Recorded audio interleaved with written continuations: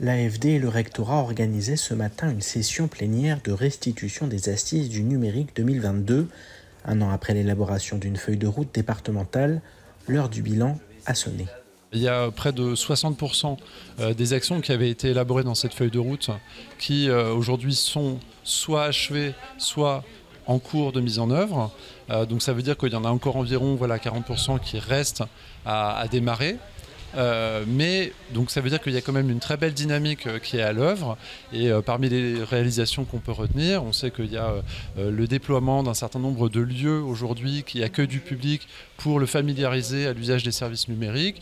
On sait aussi qu'il y a la création en cours des maisons du numérique et de la création que l'AFD appuie. On sait aussi qu'il y a un nouveau data center qui va bientôt ouvrir ses portes ici à Mamoudzou et que d'ailleurs l'AFD finance en partie. Ces structures pour offrir des services numériques à la population se déploient grâce à un important partenariat au centre duquel se trouve notamment le GIP Cariforef.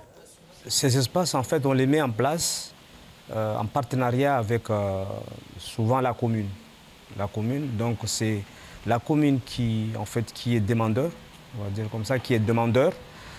Donc on travaille en étroite collaboration avec la commune, le conseil départemental ou en fait les autres partenaires comme l'État ou autres structures.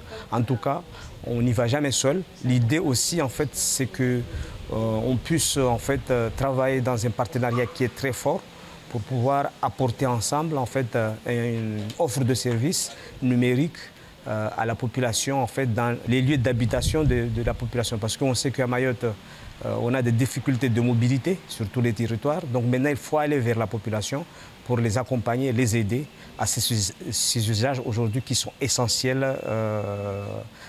partout. La fracture numérique reste encore très importante sur le territoire. L'un des grands chantiers des prochains mois n'est autre que le déploiement de la fibre optique.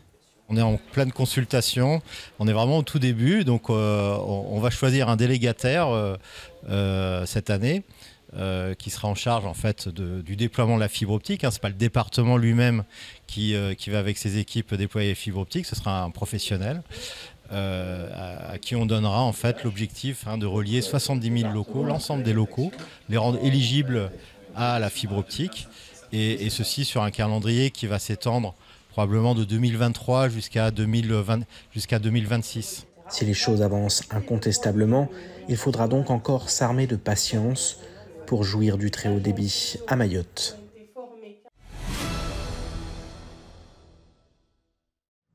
La croissance est là, début 2022. Parenthèse très rapide, les premières enquêtes menées début 2022 nous montrent que l'activité non seulement se maintient, mais continue de progresser. D'accord. On a plus de la moitié des chefs d'entreprise qui nous disent avoir constaté une augmentation de leur chiffre d'affaires au premier trimestre et les trois quarts qui nous disent penser voir leur chiffre d'affaires progresser dans l'année 2020. Les intentions d'investissement sont toujours là, l'emploi est toujours là. Donc on a, et ça c'est vraiment un élément très positif, une activité et un emploi qui résistent. En revanche, évidemment, l'inflation progresse et progresse très sensiblement, puisque dans les estimations qui sont faites, allez, on serait autour aujourd'hui à fin avril de 5%. 3,1 en fin décembre, 5% aujourd'hui. Donc on est dans un schéma de progression, c'est évident. On pense tout de même que c'est là l'origine sont les effets indirects du conflit. L'augmentation des prix de l'énergie, on les a vus progresser. Oui. L'augmentation des prix, on les a vus des matières premières, notamment alimentaires. Donc ça ne va pas toucher l'industrie agroalimentaire chez nous, elle est très peu présente. Mais on va avoir quand même des impacts. Donc oui, on aura des impacts. On va collecter les fragments qui ont pu être cassés, soit par l'action des vagues, soit par l'action de l'homme, intentionnellement ou par ignorance. On va les ramasser, on va effectivement prendre les plus viables, parce qu'il y en a qui ont la tête dans le sable et qui ne vont pas forcément être viables. On va les bouturer sur la plage, parce que les enfants ne sont pas très à l'aise dans l'eau. Ça veut dire quoi, bouturer? Alors en fait, on va prendre la petite bouture, on va la tailler à une bonne taille, on utilise des gants avec précaution. Voilà, c'est fragile, le tissu qui est à la surface du squelette est très fin, donc il faut faire attention. On va apprendre ça aux enfants et on va le coller sur un petit plot de manière à ce que la bouture soit bien verticale, orientée vers la lumière, puisqu'elle a des algues dans ses tissus. Cet animal a des algues dans ses tissus qui ont besoin de capter la lumière. Donc voilà. Et ensuite, une fois que toutes les petites boutures ont été préparées par les enfants avec l'équipe scientifique du projet, on va les remettre à l'eau à Musical Plage pour qu'ils puissent se développer, et dans un mois on retournera les voir avec les enfants pour voir si elles ont poussé, si elles sont toujours en vie, si elles sont viables. Et à terme, l'objectif c'est de mettre ces boutures sur un sentier marin éducatif nouveau à Musical Plage, accessible à la population locale. Fermée à la circulation motorisée depuis plus de 15 jours, la portion de la RD1 joue un rôle majeur pour le transit des véhicules légers, transports scolaires et poids lourds sur cette zone. Lundi, un dispositif de transfert des élèves avait été mis en place. L'aménagement de plateformes de retournement de bus, d'un cheminement piéton sécurisé et d'éclairage permettait d'assurer la continuité de leur service de transport. La première journée s'est déroulée sans incident selon la préfecture, mais lundi soir, une fuite d'eau sur la canalisation SMAE s'est produite. Elle a été réparée dans la nuit. Les écoulements d'eau constatés sont cependant de nature à fragiliser le site et par mesure de sécurité pour les usagers, la décision a été prise de couper cette section à tout trafic, y compris aux piétons, dans l'attente de disposer d'éléments permettant de la restituer. La mairie de Mamoudzou et la caisse des écoles informent les parents d'élèves des écoles élémentaires que le paiement de la collation scolaire est ouvert du 16 mai au 30 septembre 2022. Le montant est fixé à 34 € par enfant. Afin de faciliter le paiement de la collation, les parents sont priés de se munir de l'extrait de naissance et du certificat de scolarité 2021-2022 de leurs enfants. Le paiement pour les écoles maternelles sera ouvert à partir du lundi 19 septembre 2022. La ville de Mamoudzou compte 3 régies, la médiathèque de Passamenti pour les écoles Passamenti, Tsunzu et Vaibé, la caisse des écoles à Mamoudzou pour les écoles de Mamoudzou, Cavani, Doujani et Bonovo, et enfin la mairie annexe de Kaweni pour les écoles de ce village. Le conseil départemental a décidé de publier et diffuser son projet de mandature en ligne. Il est construit autour de 3 grandes parties, le développement avec les déplacements, les infrastructures, l'économie, les questions liées au mieux vivre ensemble autour des solidarités, de la culture, du sport, de la formation, et enfin une partie intitulée « Changer d'air » axée sur la gouvernance, notamment les questions liées aux aspects institutionnels. Outre la réalisation d'un certain nombre d'infrastructures importantes et emblématiques, ce projet propose une mesure symbolique, la gratuité de la barge pour les piétons.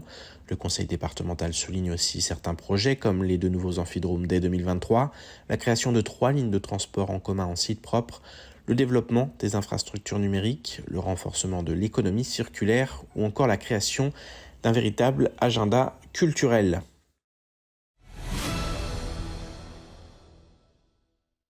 C'est l'heure des examens pour les élèves de terminale du département. Pour les BTS, les épreuves ont même déjà débuté avec une semaine décisive.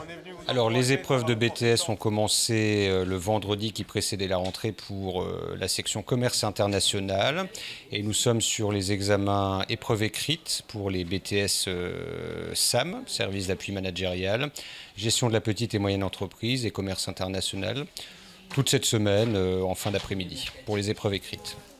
Si certains élèves semblent plus prêts que d'autres, tous mettent en avant le stress des examens. Et moi je suis pas prête. Ça se passe plutôt bien, mais avec des nouveaux sujets qu'on vient juste de découvrir, des nouvelles épreuves. Du coup, on est concentré, stressé et on est motivé à faire tout ce qui est possible pour gagner cette épreuve. Ça se passe plutôt bien. Bon, il y a toujours un peu de stress, comme tout examen, mais globalement, ça va. Ça se passe bien, il y a eu juste le stress. Un stress lié notamment à l'inconnu. En effet, malgré plusieurs phases de préparation, ces élèves de BTS sont les premiers à expérimenter la nouvelle réforme. Alors cette année, il est vrai qu'on touche véritablement la réalité de la mise en œuvre de la réforme. C'est une nouveauté pour les élèves qui l'appréhendent malgré tout relativement sereinement. On a pu réorganiser les enseignements pour satisfaire à la commande académique et ministérielle qui était de réaliser des révisions des épreuves de spécialité. Nos élèves sont actuellement en cours de révision.